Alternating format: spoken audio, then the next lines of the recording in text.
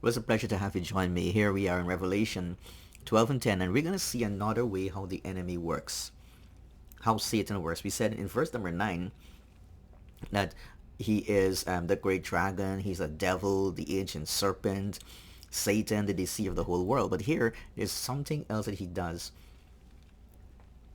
and he's pretty good at it. I heard a loud voice in heaven saying, "Now the salvation and the power and the kingdom of our God and the authority of his Christ have come. For the accuser of our brothers has been thrown down, who accuses them day and night before God." One of the things that Satan loves to do is to slam, it's to malign, it's to slander saints of God. Now, this verse here actually tells us he is so barefaced, he is so presumptuous, he has the audacity to do this even in the highest court of the universe. He does this before God.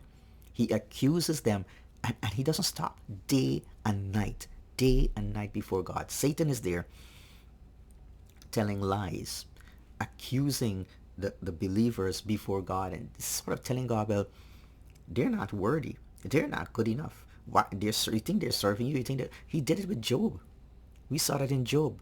He was saying, God, do you think he's serving you because he doesn't have an ulterior motive? You're protecting him. You're blessing him. You've given everything. So why would he not believe in you? But if you just take away something from him, you will see he's going to turn his back on you. Sometimes in the church, you may hear a particular rumor or something about a believer. Don't just accept that. The Bible tells us how to deal with these things.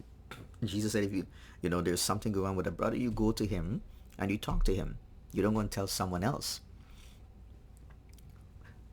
So this can happen in the church, and then also about leaders in the church. Many times, that's how Satan works to destroy churches and so on, by spreading these rumors. There's gossiping and lies and slander against other believers, then to the ones in authority, the ones who are in leadership in the church. He knows if he can sow these seeds and he can spread them around, he'll be winning a great battle. But it's not only within the church. In the world in which we live, he can use people in social media, conventional media, to slam leaders, people in the church, well-known figures, and maybe they can take something out of context, blow it up, and wow, everyone see so much people would say, well, there's so much hypocrisy in the church. That's why I don't go to the church and stuff like that. Of course, there are times when Christians may do something that is wrong, say things that are wrong, and it's good to be in a community where they can be corrected and they can apologize and they can make those things right. I'm not saying that Christians have got a clean slate. Sometimes they do invite these sort of things, but many times we find that Satan is working to slam the church, to always paint a negative picture of the church and of Christians and followers of Jesus, because he knows he can do that. He can turn people away from God, and he has done a pretty good job of that. He's done an excellent job of that with all the cults, with all the false religions, with all the failures in the church. He knows, that's something he's pretty good at. He's had a lot of experience with it, and he's winning in a sense. But let's not give in to him. Let's not cooperate with him. Let's not give him more fuel, so to speak, beloved.